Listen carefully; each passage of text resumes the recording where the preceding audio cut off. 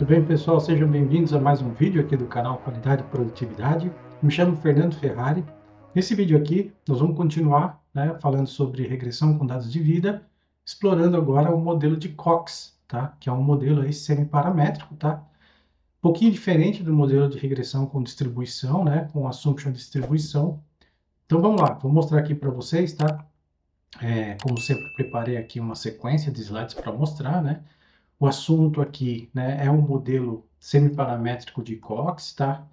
E eu vou mostrar aqui, né, a história por trás desse modelo aqui, qual que é a equação, né? E nós vamos resolver um exemplo aqui no Minitab, né, como fazer essa análise aqui, tá bom? Então vamos lá, né? Primeiro, estou falando aqui no modelo de regressão de Cox, né? E ele tem esse nome por conta, né, do estatístico aqui David Cox, né? Sir David Cox, estatístico britânico, né? Nascido em 1924, né? Foi um dos caras mais influentes aí, né, na estatística do século XX. Em 72, né, em 1972, ele publicou, né, esse artigo aqui, ó, Regression Models and Life Tables, tá?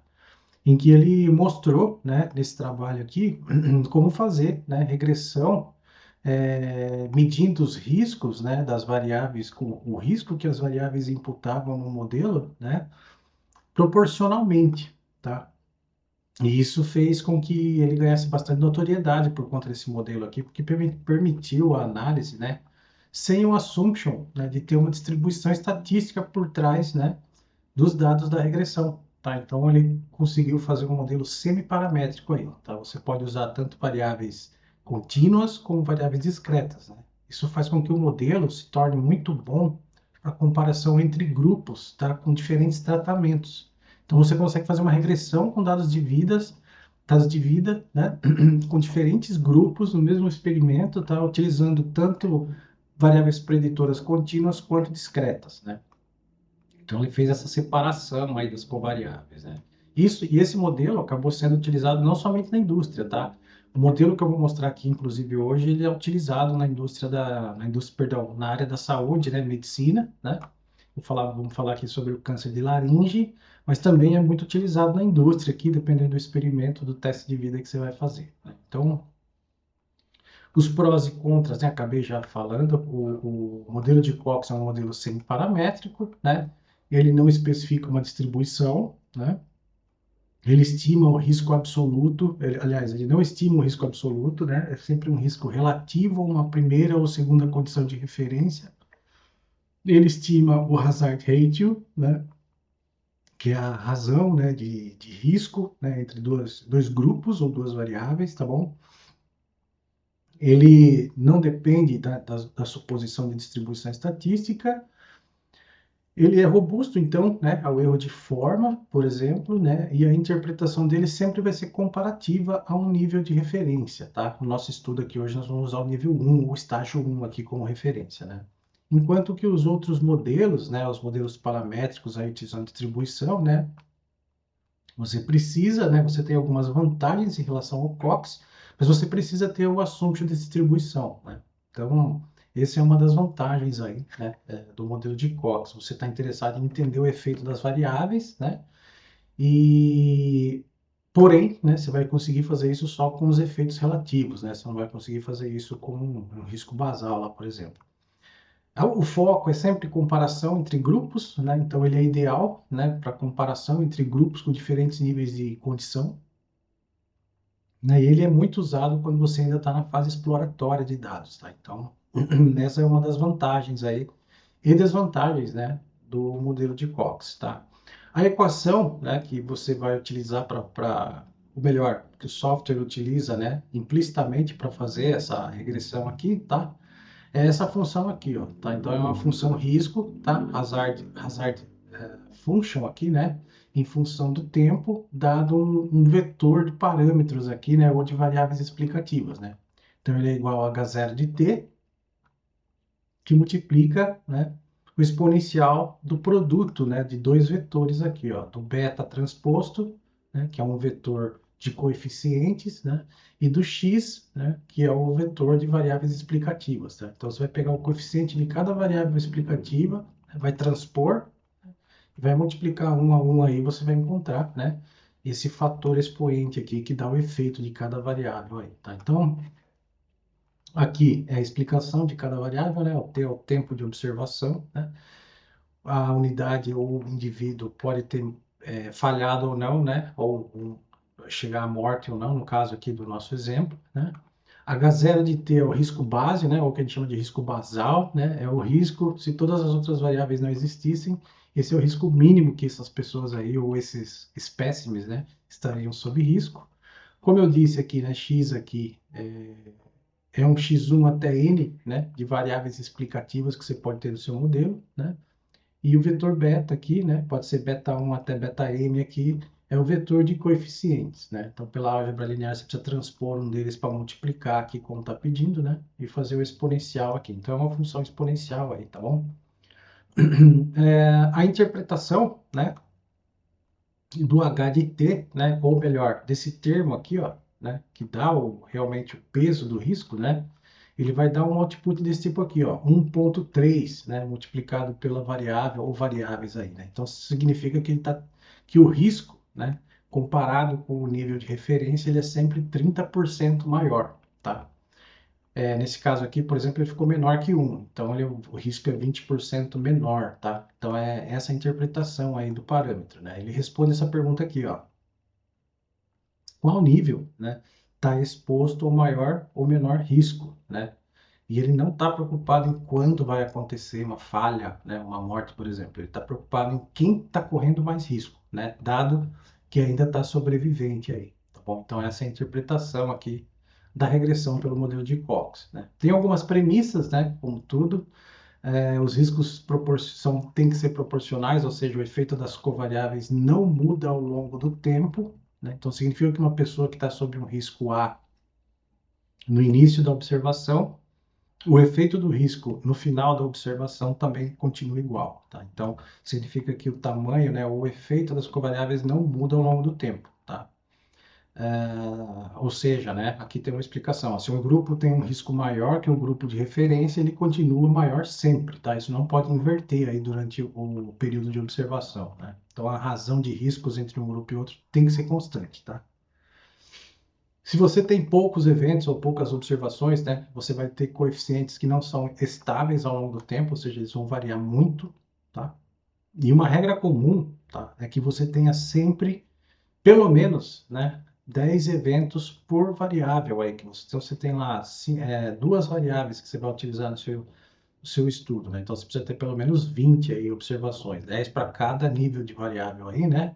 Para que você tenha aí uma boa amostragem estatística, tá? Para que as estatísticas aqui sejam um pouco mais confiáveis, tá? Então vamos para o lado prático aqui, né? Vou mostrar um exemplo. Esse exemplo aqui é o mesmo exemplo que já vem aí na ajuda do Minitab, tá? Eu vou explicar ele aqui, vou resolver ele aqui junto com vocês para que a gente possa entender as estatísticas dele aqui, tá? Então, os pesquisadores analisam, né, se o estágio do câncer de laringe influencia a chance de morte, né, ajustando a análise pela idade dos pacientes, né? Então, foi registrado o estágio, né, do câncer, a idade, o tempo até a morte ou o fim do estudo e se houve, né, óbito ou não, tá? E foi aplicada, logicamente, a regressão de Cox aqui para avaliar esses dados, né, e encontrar, né, a probabilidade de sobrevivência para homens de 60 anos em cada estágio. Tá bom, pessoal? Então, vamos dar uma olhada aqui, ó, na estratificação desse estudo aqui, né? Eu estou tentando medir o risco de morte, né, entre os diferentes estágios do câncer de laringe. Então, eu tenho 4 estágios, né? 1, 2, 3 e 4. E as informações que eu tenho nesse estudo aqui, ó, são a idade do paciente, né, no momento aí da censura ou da morte, o tempo que ele ficou em observação, né, ou seja, o tempo que ele levou até chegar aí na morte ou na censura, né, do estudo. Censura significa que a pessoa deixou de ser observada e não faleceu, né? E se teve morte, né, sim ou não, logicamente, né? A pergunta que a gente vai conseguir responder aqui, né, quais as chances de um paciente vir a óbito com determinada idade e a descoberta do nível do câncer de laringe em que tempo, né? Depois de descobrir, né? E sabendo que estágio que está e a idade do paciente, né? Quais são as chances, né? Dele vir a óbito, tá? Então, vou chavear aqui para o Minitab, tá? Para a gente discutir esses dados aqui, ó. Você vai achar esses dados aí, né? Tanto na ajuda do Minitab, tá? Quanto na descrição do vídeo aí, vou deixar uma cópia também, tá bom? Então, vou mostrar aqui, ó, como é que a planilha foi montada aqui, né? Então, tem aqui a primeira variável que eu chamei de estágio do câncer, né? Então, nota que aqui eu tenho alguns pacientes aqui com estágio 1, né? Depois muda aqui, ó, alguns pacientes com estágio 2, tá vendo? E assim sucessivamente até o estágio 4 aqui, ó, tá? Então, eu tenho 90 observações aqui, né, de pacientes aqui em 4 estágios de câncer diferentes aqui, tá?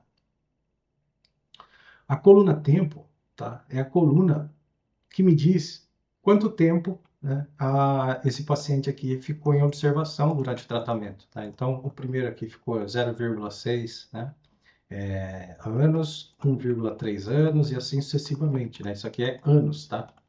Número aqui decimal em anos, tá? A idade, né? Quantos anos a pessoa tinha aqui, né? No início do tratamento, tá? Então, ela começou com 77, 45 aqui, assim sucessivamente. E a última coluna aqui, ó, né? Que eu chamei de morte aqui, né? Isso aqui significa o seguinte, se a pessoa veio, né, a óbito, né? Durante o tratamento ou não, tá? Então, ou seja, ela ficou 2,5 anos lá e não morreu, tá? Então, é uma das variáveis aqui que nós vamos utilizar. Isso aqui é uma variável de censura, tá? Chama de censura. Ou eu encerro o estudo e a pessoa sobreviveu, ou ela vem a óbito, infelizmente, né? E aí a gente precisa encerrar e remover ela aqui do estudo, tá? Para você executar, né, o estudo aqui do modelo de regressão pelo modelo de Cox, tá? Você vai utilizar aqui o menu Stat, tá? Confiabilidade e sobrevivência, né? Regressão de Cox e vamos escolher essa primeira opção aqui, ó, tá? Ajustar o modelo de Cox com preditores fixos apenas, tá? Aqui em resposta, tá? Você vai colocar o tempo, né, que ela ficou, né, sendo observada, ou seja, o tempo que durou, né, a observação dela.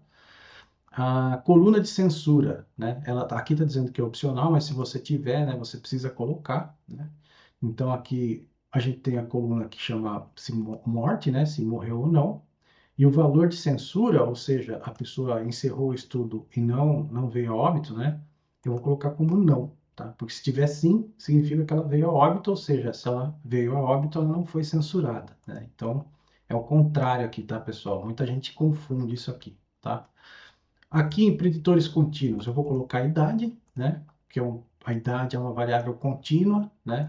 Você pode ter 2, 2,5, 2,6 sucessivamente, né? Então é uma variável numérica, vamos dizer assim, é um preditor contínuo.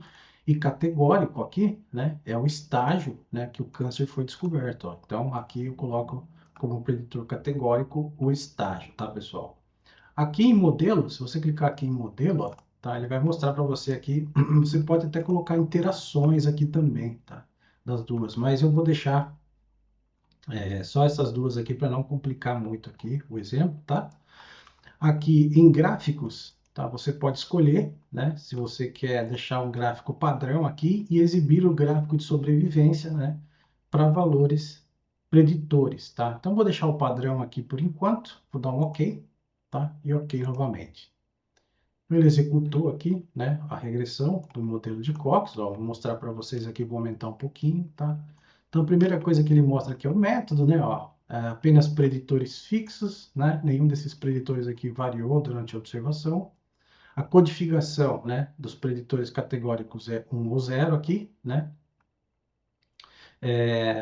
O ajuste, né, de empate foi o ajuste de Efron, tá? Não vamos falar sobre isso agora, mas ele tem diferentes modelos de ajuste aí quando empata, né? Quando você tem mais que uma observação que falhou exatamente no mesmo tempo, tá? Valores de censura, né? Unidades não censuradas. Nesse caso aqui ele está chamando de unidades, mas são pessoas, né? Então são 50 pessoas que não faleceram, né? E tivemos 40 pessoas, aliás, perdão, 50 pessoas que vieram a óbito, ou seja, elas não foram censuradas porque elas vieram a óbito, né? E 40 pessoas censuradas aí, ou seja, 40 não faleceram, né?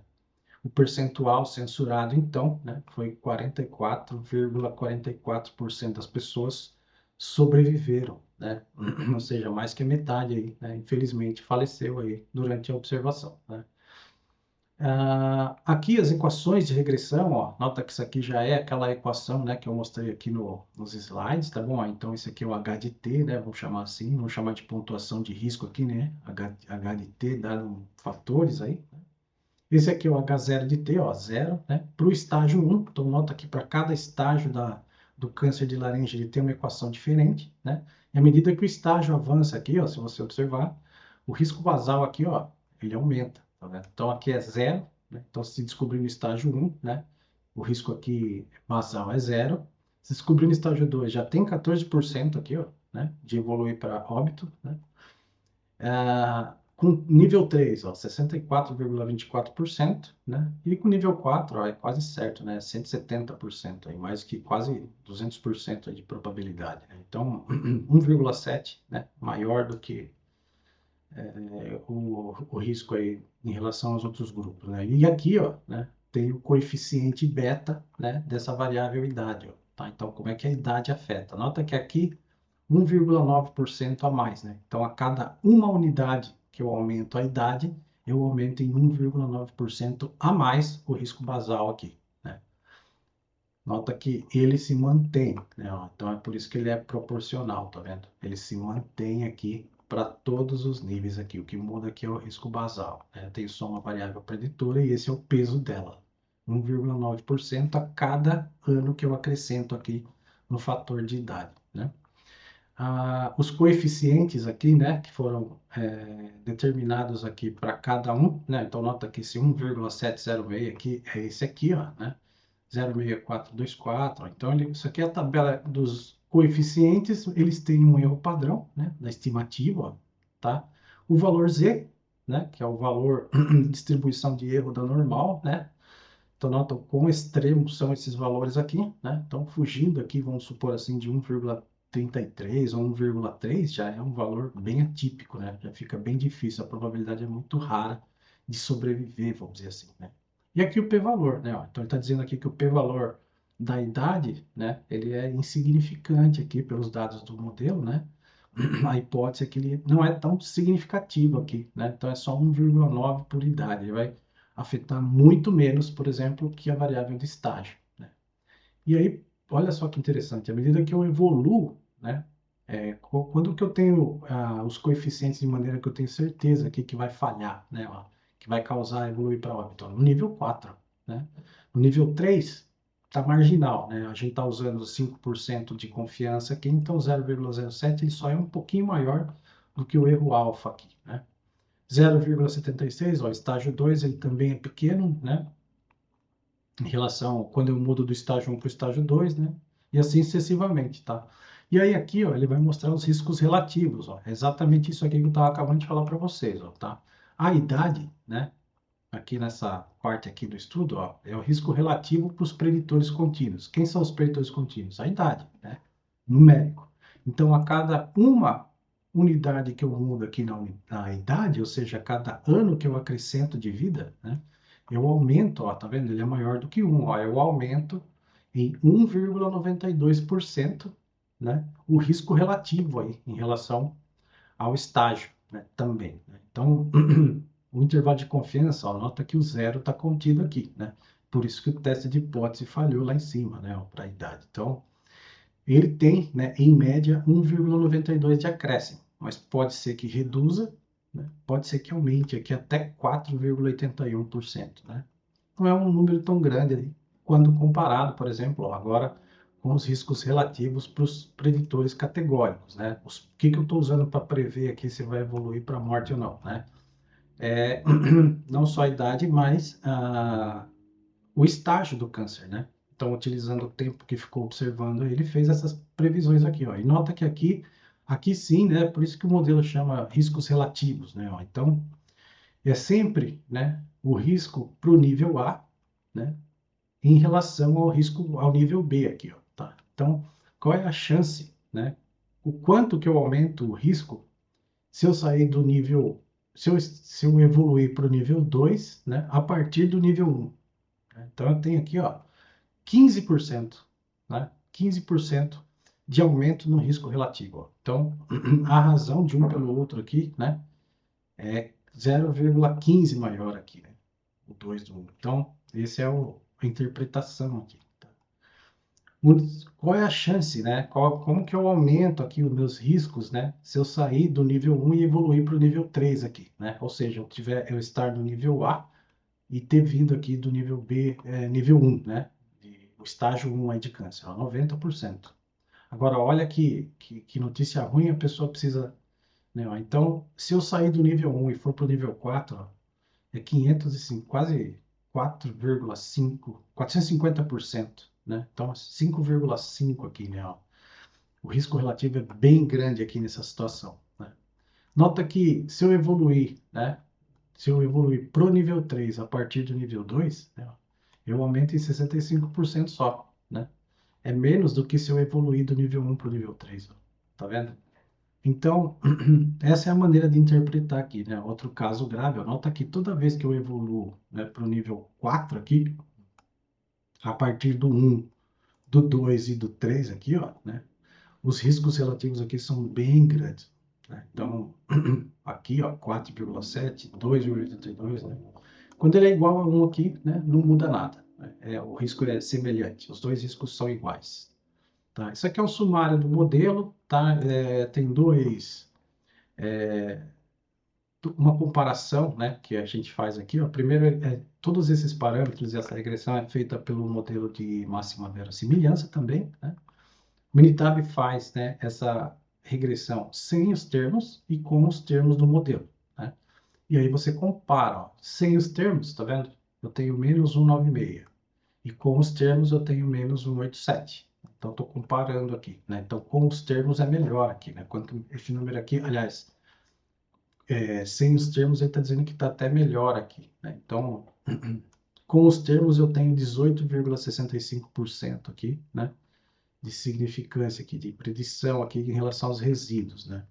Aqui, AIC significa Archaic Information Criterion, né? Que é o critério de informação do Archaic, né? Então, o que que acontece? Se você tem um delta muito grande entre sem termos e com termos do modelo aqui, ó, tá? Significa que algum termo, né, está influenciando demais aí, ou está perdendo muita informação, né, removendo os termos do modelo. Ó. Então, o delta aqui está de 10, né? Aqui está praticamente 10 também, quase 10 também.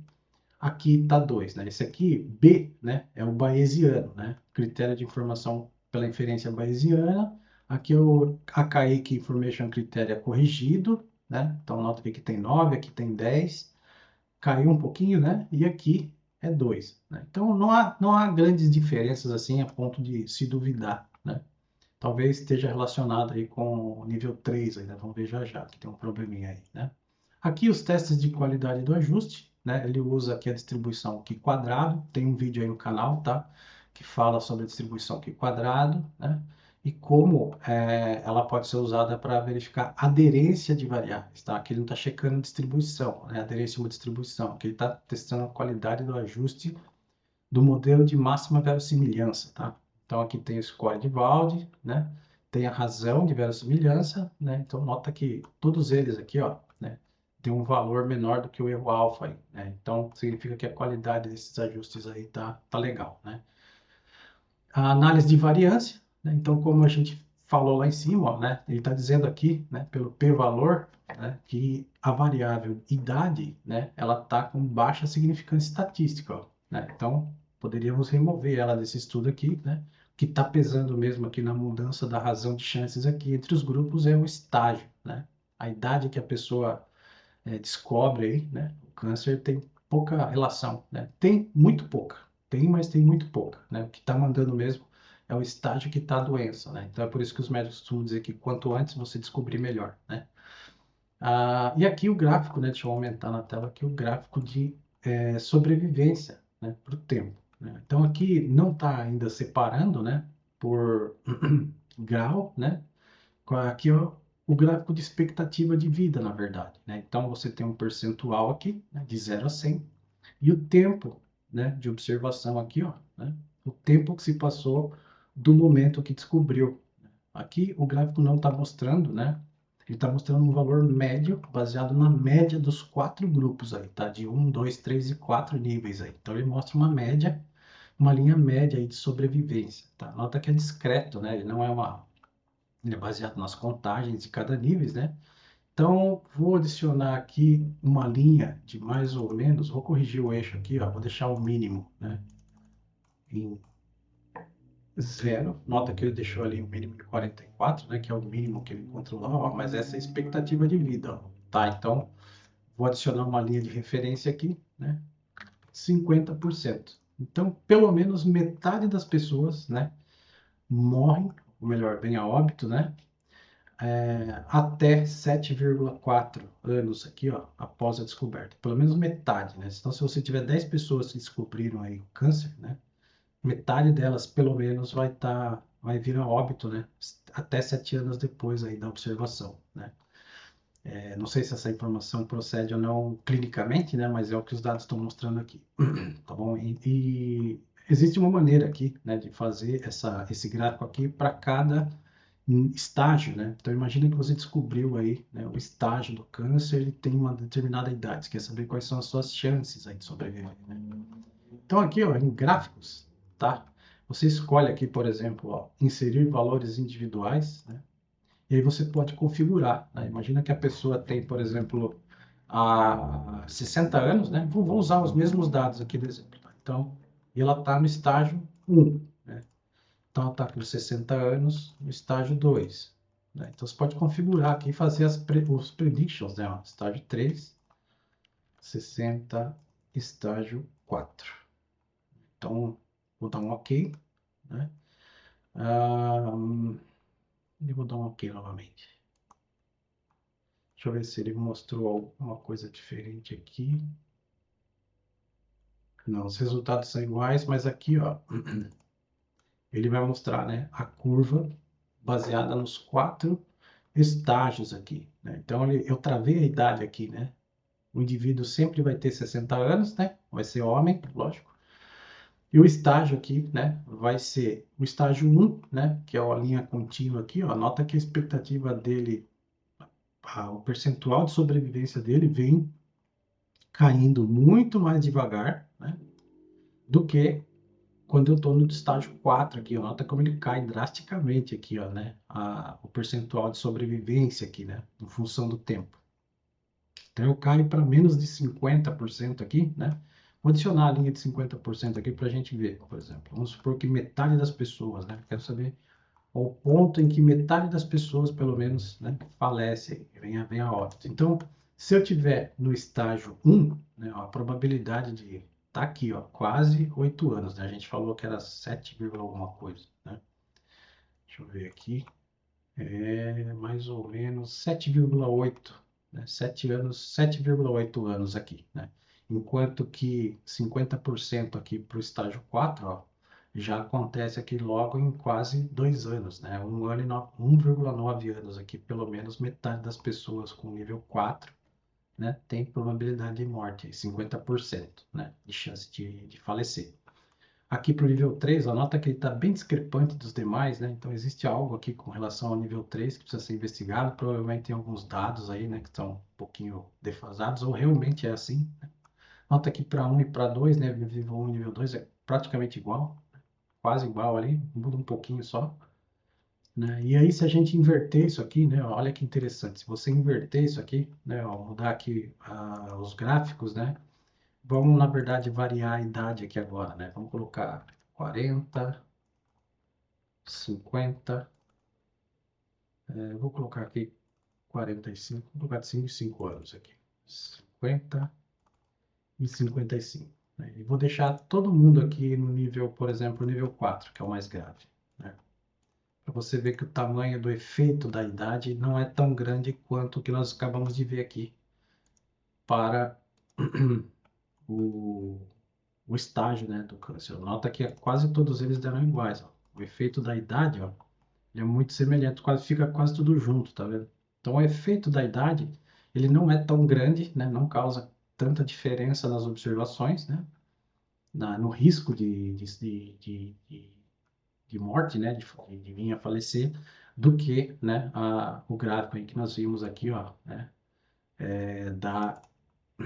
Do estágio do câncer. Nota que o estágio do câncer, que ele causa uma diferença maior, né? Tá bom, pessoal? Então, para esse vídeo aqui é tudo, tá? Espero que vocês tenham gostado. Se você gostou, né, deixa aí o seu joinha, tá bom? Ativa o sininho para receber um vídeo, uma notificação todas as vezes que sair um vídeo novo por aqui. Compartilha aí, pessoal, tá? Deixa suas dúvidas, sugestões, correções, tá? São sempre muito bem-vindas aí nos comentários, tá bom? Não se esqueçam que os dados aí estão na descrição do vídeo. Até o próximo vídeo. Um forte abraço.